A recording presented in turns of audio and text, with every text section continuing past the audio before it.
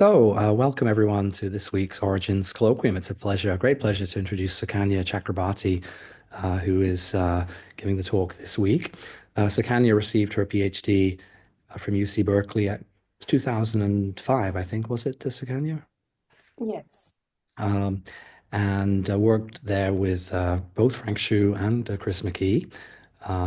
Then she was a NSF postdoctoral fellow at Harvard from 2006 to 2008, um, before being also an ITC fellow at Harvard right after that. She was back to Berkeley as a University of California Presidential Fellow from '09 to 2011.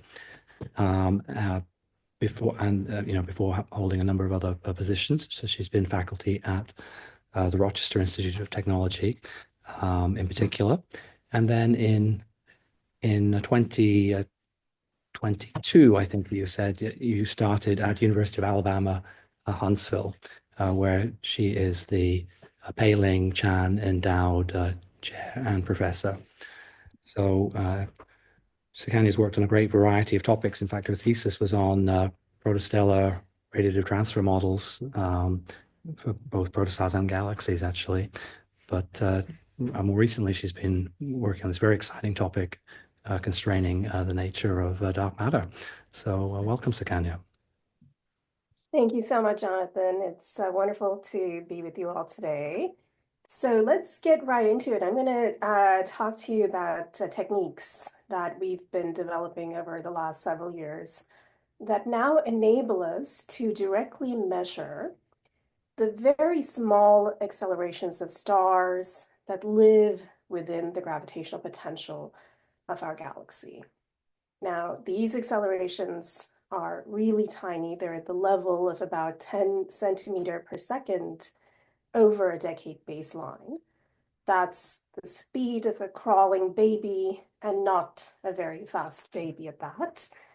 But as you'll see, measuring these accelerations gives us the most direct window into the mass distribution of our galaxy, both the stars and the elusive dark matter. Now, traditionally, what's been done in our field in galactic dynamics is we've estimated accelerations by modeling a snapshot in time of the positions and speeds of stars under certain simplifying assumptions, particularly the assumption of equilibrium. But there are now many indications, many independent lines of evidence that indicate that our galaxy has had a highly dynamic history and that it has had a time-dependent potential. And you can also do simulations of the Milky Way interacting with dwarf galaxies, and you see that the true acceleration in an interacting galaxy that has a time-dependent potential is in fact quite different than what you get if you assume equilibrium, which is the kinematic traditional analysis. And I'll just remind you of a couple of these examples of disequilibrium in our galaxy, but there are many such that we see these days. This is one of my favorite examples from pre-Gaia days, from the analysis of SDSS data that shows that our galaxy is wobbling and that there's an asymmetry in the star counts. So our galaxy is heavier in stars in the south than in the north. And this is believed to have arisen from a dwarf galaxy coming by and perturbing our galaxy. And with the advent of Gaia data, we now have evidence of this so-called Gaia Enceladus merger that is believed to have shaped the thick disk of the Milky Way. Not only in the stars, but also in the gas, we see evidence of our galaxy having been disturbed, having had a dynamic history. This is the projected gas surface density map of the Milky Way. And you see that there are large perturbations. You see that the atomic hydrogen here, the surface density of atomic hydrogen is not smooth. right? Instead, they're spiral structures, they're splotches. It looks like a disturbed galaxy. And it's difficult to explain these perturbations in a purely isolated context. And so we did these kind of simulations. This is showing the stars as the Milky Way interacts with the Antlia 2 dwarf galaxy. And this is showing the gas response. So the dwarf galaxy interaction also drives large disturbances in the gas. And more recently, with my students, we've done simulations that model the formation of the Magellanic Stream arising from both ram pressure stripping and tidal stripping effects. Now, the one constant across these simulations and others that we did is that the galaxy is changing. And we are now in a position where we're now entering an era where we can directly measure that change. So we are now able to move from phase space descriptors, which is what has traditionally been used in galactic dynamics, to acceleration measurements that are derived from extreme precision time series observations that give you a change in some quantity. So, before I worked on these precision measurements, I did these kind of simulations of the Milky Way for about a decade, right? So that's as you might imagine, it's significantly influenced my perspective. And we've developed now several different techniques that enable us to measure these accelerations directly without the assumptions that you have in kinematic analysis, and I'll go over those with you. So our ultimate goal, right, is to try and understand the nature of dark matter from direct measurement of these accelerations. So there are a number of popular models of dark matter that we see in the literature today that have different distributions of mass on subgalactic scales, as you can see here, ranging from cold dark matter to self-interacting dark matter to warm dark matter. And as you change the mass distributions, you're also changing the accelerations that the stars will experience. So by generating larger and more precise samples of the acceleration field, our goal is to try and discriminate between these different dark matter models.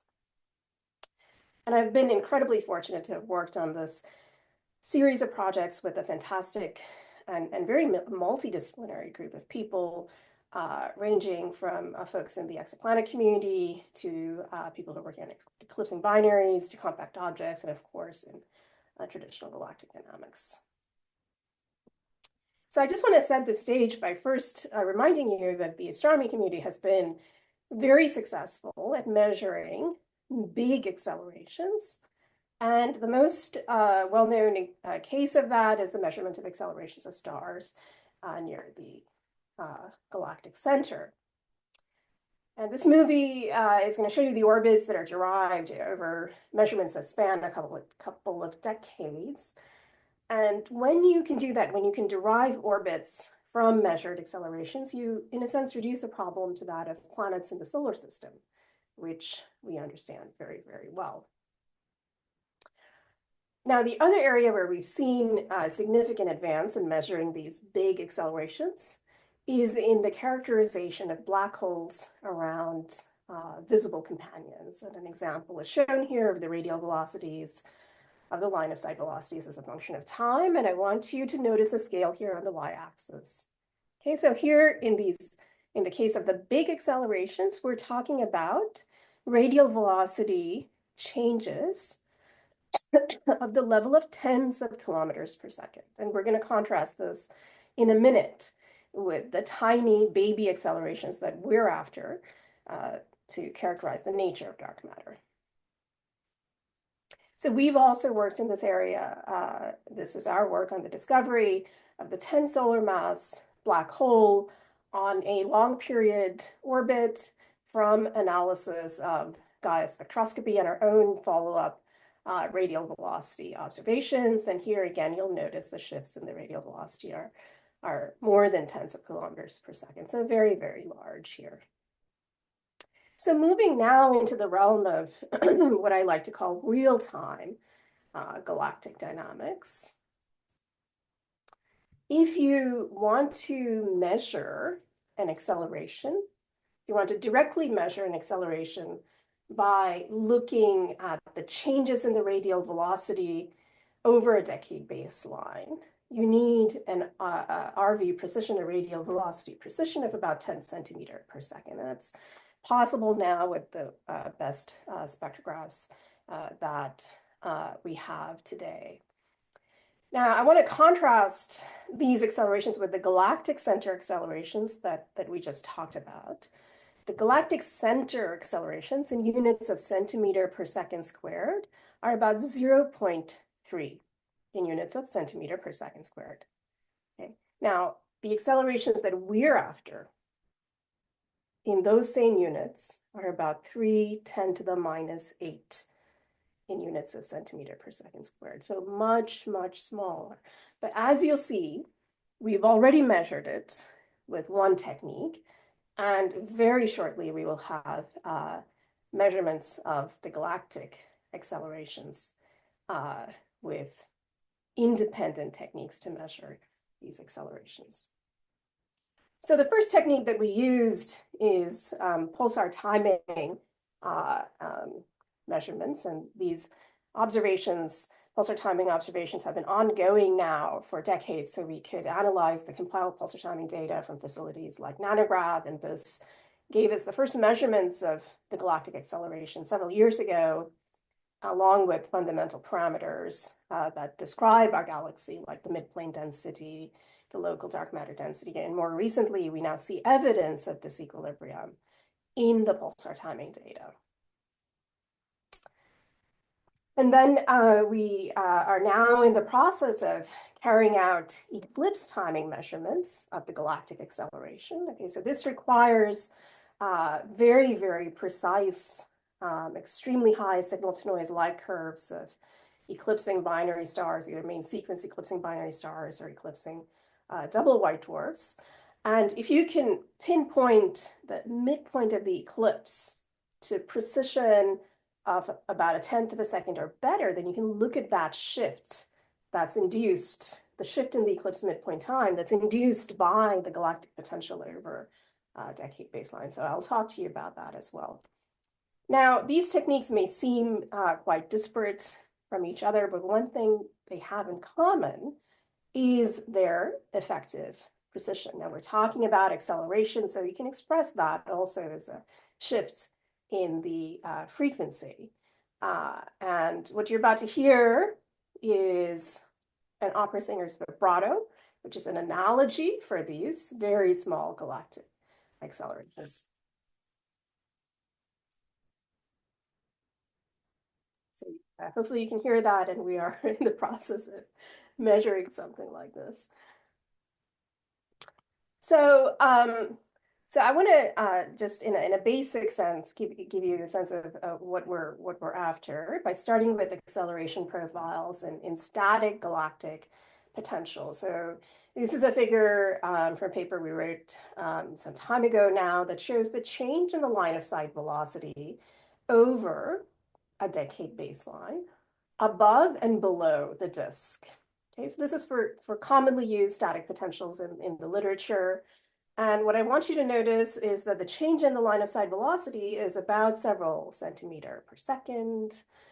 And moreover, it's quite symmetric. It's the same on above the disk as it is below the disk.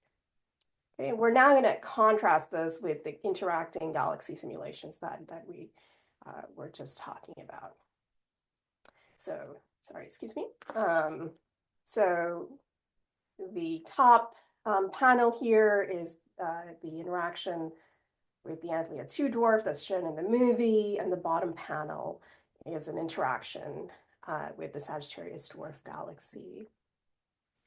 Now, what's shown in the blue dashed line is the equilibrium initial condition, and you can see in both cases for both simulations, we start with an equilibrium profile, and it's symmetric above and below the disk. The acceleration profile is symmetric, just like you saw in static potentials. And in the green line, what you have is the post-interaction acceleration profile.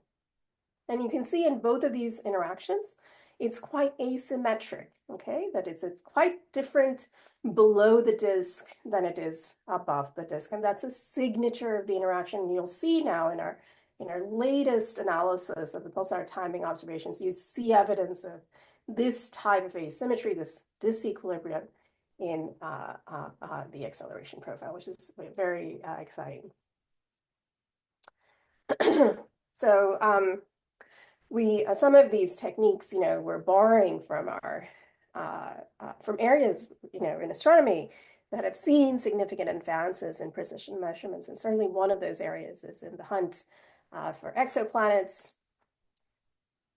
Right, so as the planet going around a star, the star, of course, tugs on the planet, but the planet also tugs on the star, leading to these very, very small shifts in the spectral lines that we can now measure to ever-increasing precision. And the improvements in the radial velocity precision you can see in this plot here for various instruments as a function of the commissioning year. The instrument that we're using to measure galactic accelerations to carry out the first galactic scale extreme precision radial velocity survey is ESPRESSO on the VLT, on the Very Large Telescope.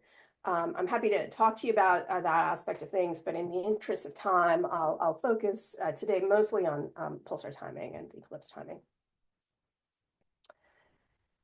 So pulsars are these fantastic galactic clocks. Their temporal stability even rivals some atomic clocks. This is an example of a slow pulsar, and the pulse profile is at the bottom.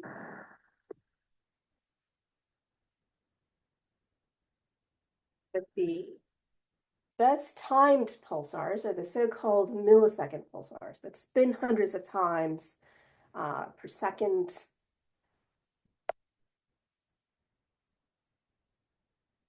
And in our initial work, we were able to use them effectively as galactic accelerometers, very much like the accelerometer that you have on your iPhone that tells it which way is up or down, by looking at the change in the orbital period for pairs of millisecond pulsars, for binary millisecond pulsars.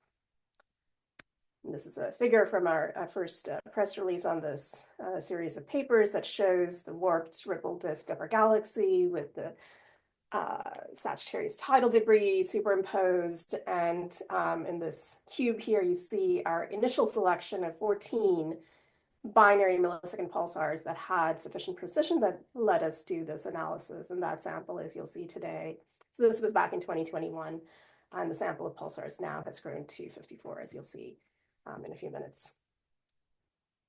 So let me go through the basic setup with you. So what we get from nanograv and other pulsar timing facilities is the time rate of change of the observed binary period. This is on the left-hand side here. On the right-hand side are physical mechanisms that lead to that change.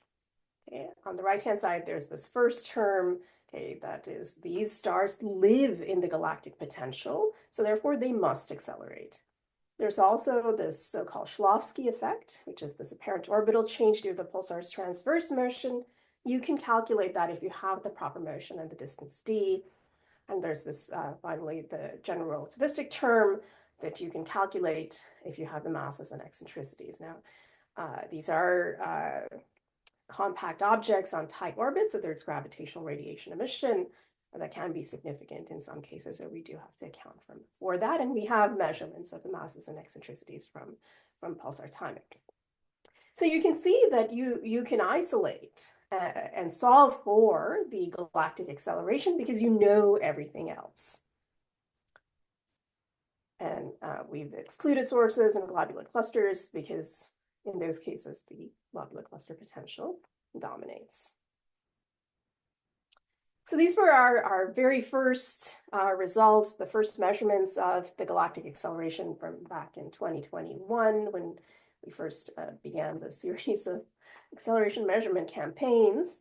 Now, these are the posterior distributions from our MCMC calculations, and the top panel here shows the frequency of low amplitude oscillations which is essentially proportional to what's known as the Oort limit, the total midplane density, and I give our value for that here on the right. So we were able, so you can see that the posterior distribution is quite well constrained for the Oort limit to about 3 sigma.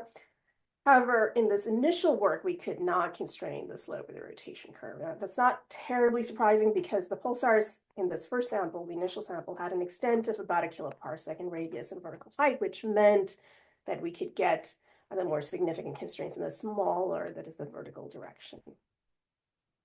And if you subtract out the baryon density, you can get the local dark matter density, which initially had large uncertainties. This is our first attempt at the local dark matter density overlaid on kinematic measurements over a century, really. And I'll show you our most recent value as well in a couple minutes. So then continuing with this type of analysis, and just last year, we took a fresh look at this. This is work that was led by my postdoc, Tom Donlin.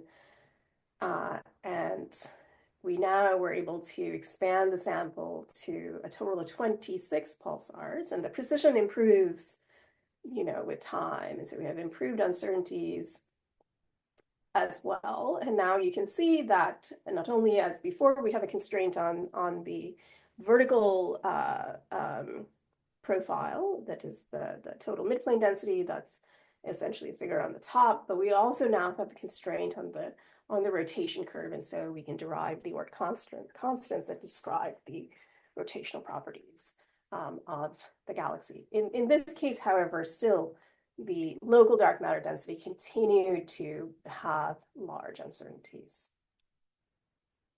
But one of the really interesting aspects of this work is that this was the first time that we saw evidence of disequilibrium in direct acceleration data. So what's shown here in the right-hand panels is a static acceleration field from one of these commonly used galactic potentials in the literature. And on the left is the observed acceleration map that is derived from the pulsar timing data. And here I'm showing cuts in vertical height below the disk and above the disk, and you can see that the structure in the accelerations is very different. That is, it is not symmetric above the disk and below the disk. And the same is true as a function of azimuth. So you see the kind of asymmetries that you might expect from dwarf galaxy interactions. And this is maybe even more clear when you look at the line of sight acceleration from the observed data that's shown, pulsar timing data that's shown here in the gray shaded area. And this is compared to one of my old Sagittarius dwarf galaxy simulations that I did. And there's a rough degree of consistency. So it's quite different below the disk and above the disk. It's quite asymmetric.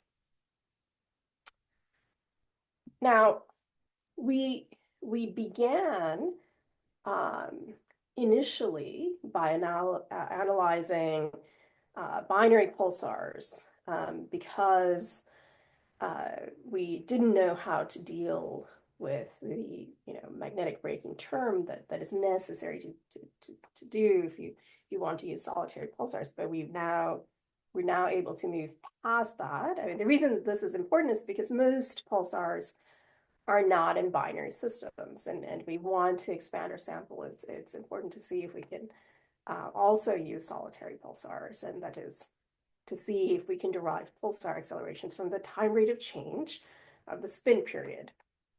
But let me remind you first what we did in our initial approach, right? We're looking at the time rate of change of the orbital period, and we can relate that to what's arising from the galactic term, the Shklovsky term, and this general relativistic effect. Now here, everything is known rigorously, and we can solve for, okay, if we have measurements of the masses and eccentricities, we have the pv.gr term. If we have the distance and the proper motion, we have the Shklovsky term. The left-hand side is measured, so we can solve for the pv.galactic term. So we can rigorously isolate and solve with galactic acceleration. you can write down a similar equation for the time rate of change of the spin period, okay? Now, in this case, you have this so-called magnetic braking term that we don't know how to really calculate the nature and even structure of magnetic fields in pulsars is highly uncertain.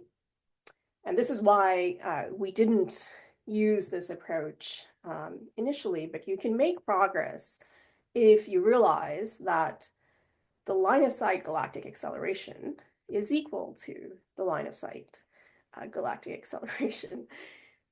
Whether you write it in terms of the time rate of change of the binary period or the time rate of change of the spin period. And for the set of 26 binary pulsars for which we now have measured pb.gal, we can then determine an empirical calibration of the magnetic braking term. And this calibration works quite well for low magnetic fields and large characteristic ages. And it's expanded now our sample to a total of 54 sources. And what this now enables us to do is to study a wealth of disequilibrium features in the galaxies that we see. This is the north-south asymmetry that I talked about earlier. That is, there are more stars in the south than there are in the north.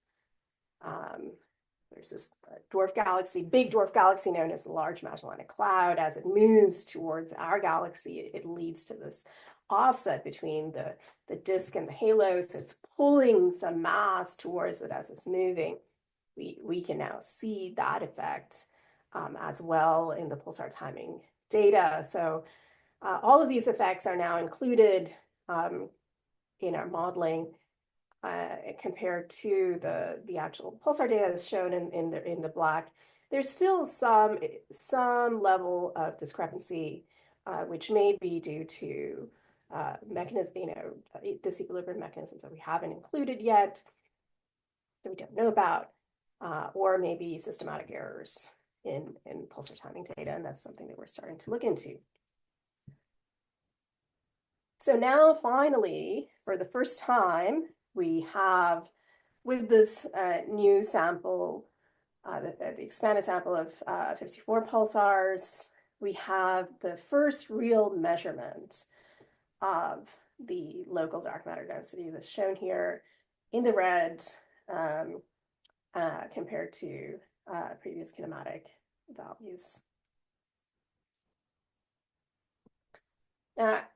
Here we compared the constraining power of acceleration measurements to kinematic studies. And what we're finding is that, a single acceleration measurement, one acceleration measurement, provides 5 orders of magnitude more precision with phase space information of the stars. In other words, 1 equals 100,000.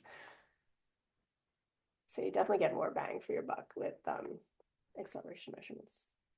Now, pulsar timing is a well-established astrophysical time standard, but as with any technique, there can be systematic errors. So we're now trying to develop a new astrophysical time standard with eclipse timing. So the idea here is that you have 2 stars going around each other. And if you have and the brightness is varying during the eclipse, if you have a very precise light curve, okay, very high signal to noise light curve, you can pinpoint the midpoint of this eclipse very precisely. If you can do it to better than 1/10 of a second, then you can look at the shift in that midpoint that arises from the galactic potential itself. Okay, and I think you can all recognize this equation because the galactic acceleration is equal to PB dot divided by PB modulo the speed of light. Okay, now it does require very high photometric precision at the level of about 100 parts per million. It also requires a previous, you're looking at the shift, so you need a previous measurement at a baseline that was established at high precision. But we are in a position to do this today. In fact, as I speak, we're getting observations with HST and other instruments. The baseline for these eclipsing binary stars was established by Kepler about 13 years ago. So we can now measure the shift since the very precise light curves that were gotten by the Kepler mission. So one of the main things that we do, because the signal that we're after is very, very small, is so we have to think very carefully about contaminants to the galactic signal. We have to do that in all cases, all of our techniques. So here I'm writing out the time rate of change of the observed binary period here. In addition to the terms that we talked about earlier, we can have tidal decay, rotationally and tidally induced quadrupole moments. We can have planets. Each dynamical mechanism, I, induces a shift in the eclipse midpoint time. And I'm showing those here color-coded along with the galactic 10th of a second shift shown here in the solid green line and shown here as a function of the binary period. But what we really want to do is we want to populate this plot with known sources, and we can do that because work by Eric Agol and others in his group produce stellar and binary parameters, so I can calculate all of these terms you see above. Okay, for this large set of about 700 eclipsing binaries. So that's what's shown here, color-coded by the dynamical effect. And you can see that there are hundreds of sources that fall below the solid green line. And so if we can get measurements of those, we can measure the shift that arises due to the galactic potential. And we looked at the effects of circumbinary planets and concluded it's unlikely to be statistically significant. So we made some estimates for the expected precisions of eclipsing binaries in the Kepler field and found that we expect many of these to have sub-second timing precision. So this is an example of a prototypical case that we're after. We like sources that have very deep eclipses, because in those cases you can time them to high precision. We made many attempts to get HST time, and finally, on our third attempt, we succeeded, and we're this semester particularly we've had a number of these scheduled, and so this is it's finally happening. So we're also pursuing these kind of observations from the ground. Okay, for double white dwarf systems. These also have very, very deep eclipses. And at the moment, we have an upper limit on the Oort limit, but very shortly, we expect to have the first measurement of the Oort limit with the direct acceleration measurements. So just wrapping up here, this is showing the full set of our acceleration measurement campaigns, all the tracers from our extreme precision radial velocity survey that we began with Espresso on the VLT. The pulsars is actually a slightly outdated plus showing binary pulsars. The eclipsing binaries in the Kepler field and the magenta and double white dwarfs. This is shown, the color bar shows the relative contribution to the line of sight acceleration from dark matter and baryons. Now, one thing I'll note, currently precision tests of GR as are done using pulsar timing assume a kinematically derived galactic potential, which we now know is inaccurate. The measurements from the direct acceleration measurements that we will soon have from eclipse timing will give a real and true, measurement of the acceleration that can be used in these tests to avoid the kind of systematic errors that we've had in the past with precision tests of GR. So I think there's an interesting synergy between precision tests of dark matter and tests of GR as well. So this is an animation that was made for me by the wonderful folks at the Space and Rocket Center here in Huntsville that overlays our first sample of binary pulsars back in 2021, the expanded sample in the blue, light blue, now expanding to the single pulsars, our eclipsing binary sample in the Kepler fields, and double white dwarfs in the yellow that we're following up, along with our extreme precision RV survey. And the pivot point here is around the Earth, around the sun. So these are all our accelerometers across the galaxy at the moment. You can scan this QR code if you like. This shows all our accelerometers, and you can explore them both in 2D and 3D. And this is a sort of timeline of where we were and where we are hopefully headed. So we started in 2021 with this modest sample of 14 binary pulsars that gave the first measurements of the galactic acceleration. And then the following year, we began our extreme precision radial velocity survey. We concluded the analysis of our reconnaissance spectra and began the monitoring phase of the PRV measurements.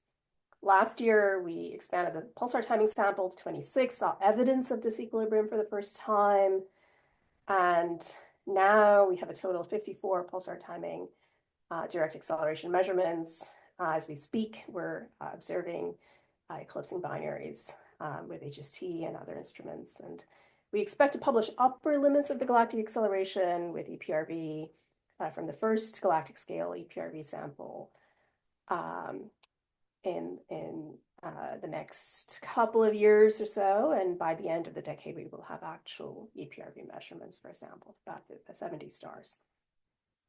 So I'll go ahead and summarize. We have been able to measure galactic accelerations directly, which can inform direct detection experiments for dark matter.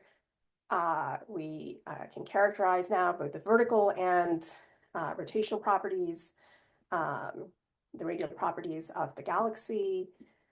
We see direct evidence of disequilibrium in the larger pulsar timing sample, and we can measure now the local dark matter density for the first time.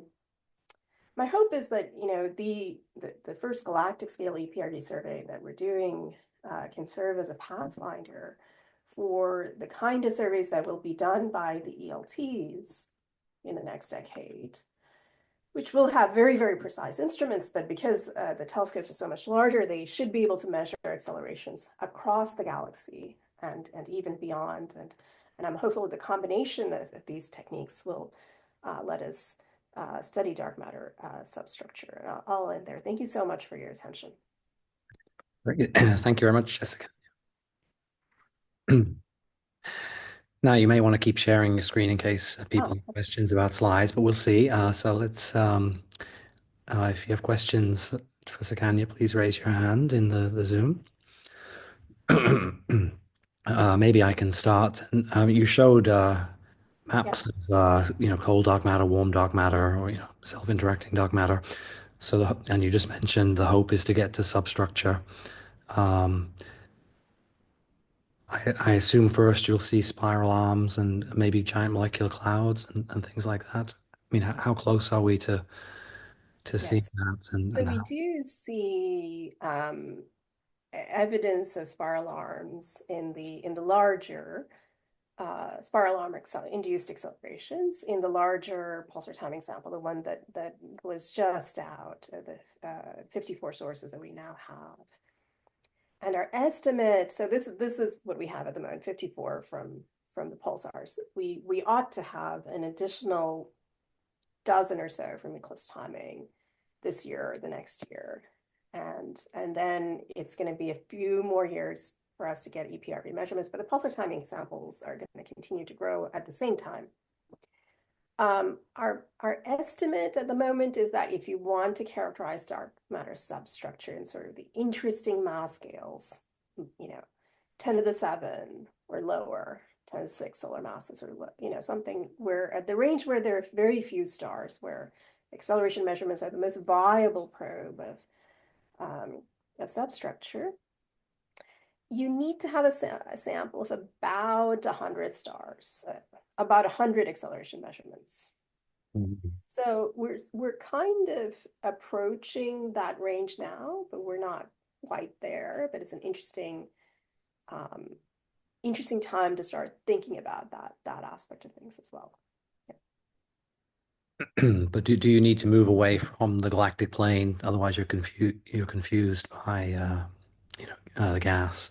So, So it's all, I mean, the accelerations, as you were seeing earlier, are becoming larger as you go to larger galactic heights, and so you have more contribution from dark matters. It's generally better to um, be at larger distances. So we're limited as you go to larger distances. Your signal to noise is also dropping. So we have to have some sort of compromise. When we, for example, when we select the stars for our extreme precision radial velocity survey, the best stars for that are actually dwarf stars, right? Because they have very little internal, the lowest amount of stellar jitter, internal activity, but we can't see them very far out. I mean, we can see the giant stars very far out, but they have too much stuff going on that are competing with the measurement that we're after. So we chose subgiant stars as a compromise. So yes, you want to move in general as far away to large distances, but you also have to kind of be mindful of the fact that you need very, very precise measurements, very high signal to noise measurements. right. I guess I'm just trying to make sure that the substructure is not, so you can measure the substructure from precise measurements of nearby stars, but the nearby stars are affected by, giant molecular clouds or the spiral arms, and maybe they'd overwhelm, so there's a sweet spot. You need to have precise measurements away from the gas. So the spiral arm accelerations have a fairly different type of sort of scale in a sense than what you expect for dark matter substructure, right? And so similarly, you saw that the let me see if I can find that. You saw that, for example, the I don't have the spiral arm accelerations in this keynote, but they are in the paper that's on now out. And here are the sort of scale of disequilibrium that is induced by dwarf galaxy interactions. So that's over several kiloparsecs, right? And so now, as you say, so I don't think spiral arms or dwarf galaxy interactions would compete because their scale, the effect over which the scale that you see, is over which they have an effect is quite different now. GMCs or that the accelerations that's induced by GMCs may be at a scale that could compete, so we should check that. My guess is that at I think they're small enough that they're not competing in the range of the sort of 10 to the 7 solar mass substructure that I think we will soon be sensitive to. But as you say, it for those kind of things, the small stuff, there is likely to be a sweet spot where we're Mhm. most effective. Well, I work on GMCs, as you know, so if you could measure the mass of some GMCs from this method as well, I'd be very interested. So maybe Yeah, that is really interesting. Yeah, we should think about that. you probably have a best target. I mean, maybe the Orion GMCs are too low mass, but maybe you can find some best target cloud that you might go after in the current data. So, I mean, it comes down to a question of precision, right? I mean, at the moment, as you can see, we're like this is the older plot. This is the older plot and so we do somewhat better than this at the moment with the 54 pulsars, but this is just as a guide, right? This is the level of uncertainty that we had, and millimeter per second per year is the same as centimeter per second per decade. So it's just, it's a question of how much uncertainty that one needs to have to do that type of measurement, and we just have to work out those numbers. So if there are other questions, people should now, please raise your hand here, but I can keep going as long as my voice holds out. Um, so let's see then. Well, you mentioned you had other stuff on the extreme precision radial velocities. Maybe you could say a little bit more about that. Sure, yeah. Why don't I do that? There were a lot of stuff that I skipped on that, and just to, So that is that from single stars, is it that are you? yes, that's right. So this is single stars, and we're monitoring the change in the radial velocity over Right. time. And Okay. And it's a long-term variation from exoplanets. You can fit for that, I guess, or yeah, so let me maybe just give it like a little bit of an overview here, because I skipped a lot of the stuff. Well, just to try to not talk for too long. So here there are two primary contaminants that we have to worry about in our EPRV measurements. So there's the stuff that's external to the star itself, so stellar binaries and planets, as you just mentioned, Jonathan.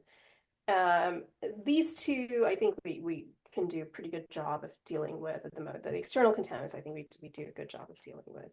But the real challenge, both for us and for the exoplanet community, is the internal contaminant that arises from stellar jitter.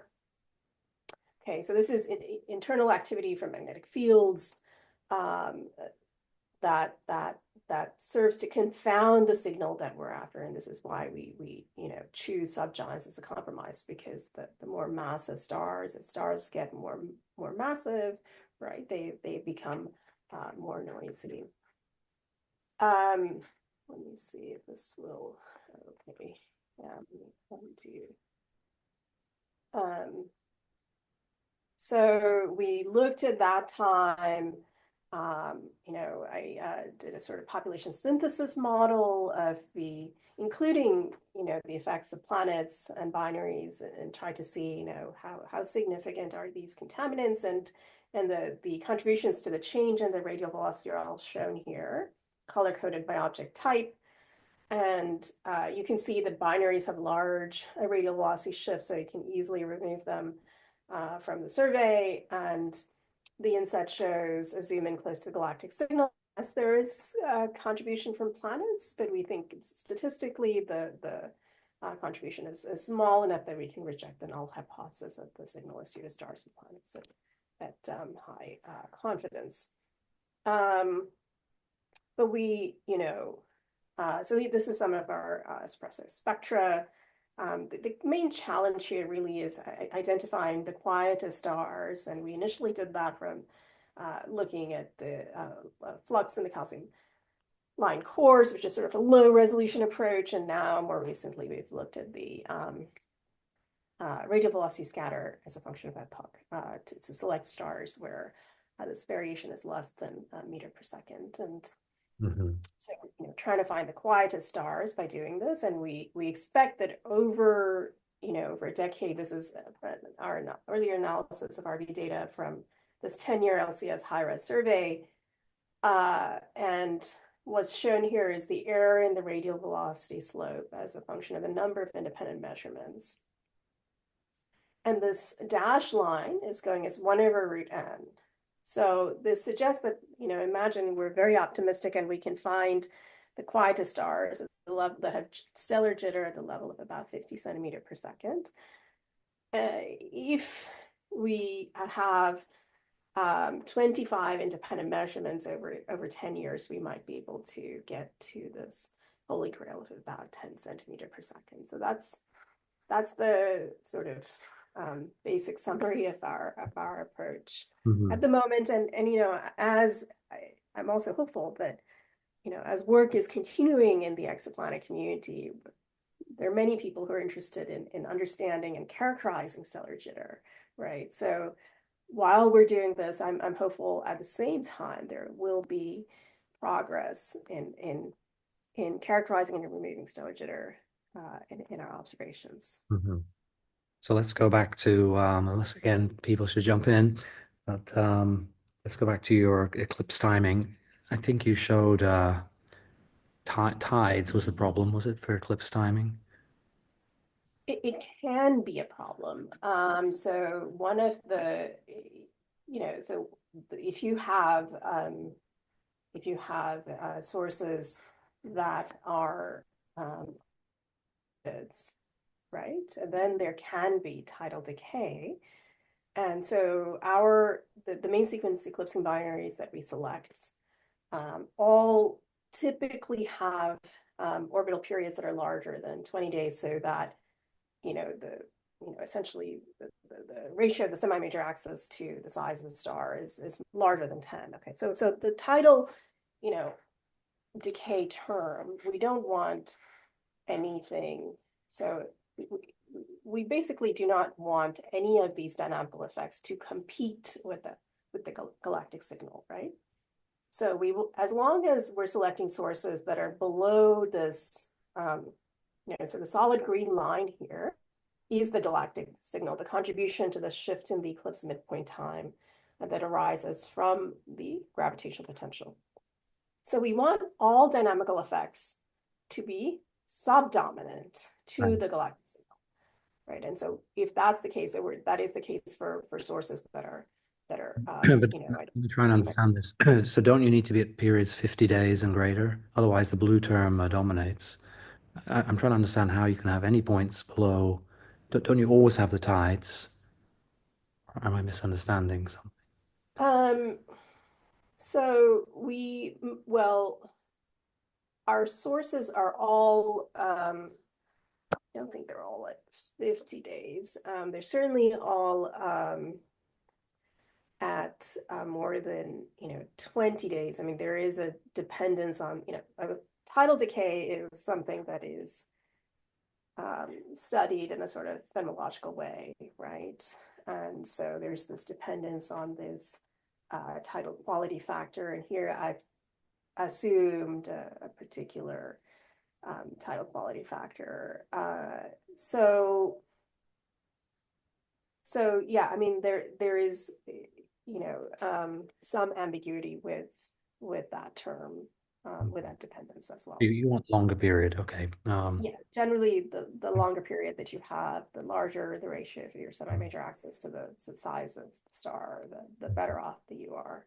Mhm. All right, I have two more things that want to. That's Let's awesome. go to the pulsar stuff. You mentioned you calibrated out the magnetic braking term. Perhaps I could just explain again exactly how that works. So I mean, maybe I can go to the slide here. So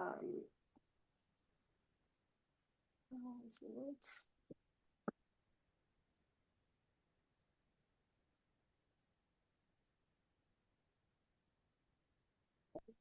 see. So this was the approach. This top equation here is the approach that we took, and so here, the main thing I want to say about this is that we know everything in this equation, right? The left-hand term, left-hand side is measured, okay? PB dot observed is measured. Mhm. On the right-hand side, PB dot Shklovsky, okay, that's something that we can write down if we have the proper motion and the distance. We have that from pulsar timing.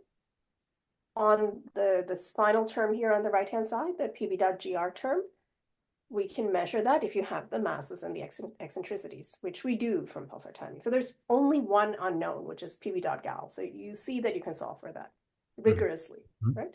I mean, there are uncertainties in all of this that you take that into account and you do the MCMC.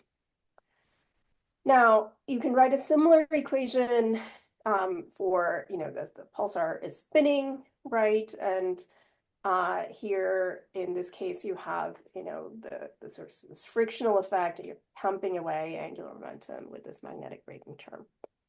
But we really don't know what, even this is a long-standing problem, right? In analyzing pulsar Hmm. observations. All right. Just But is it basically you've got the single pulsars in the same region, you've already measured the acceleration term from the binaries?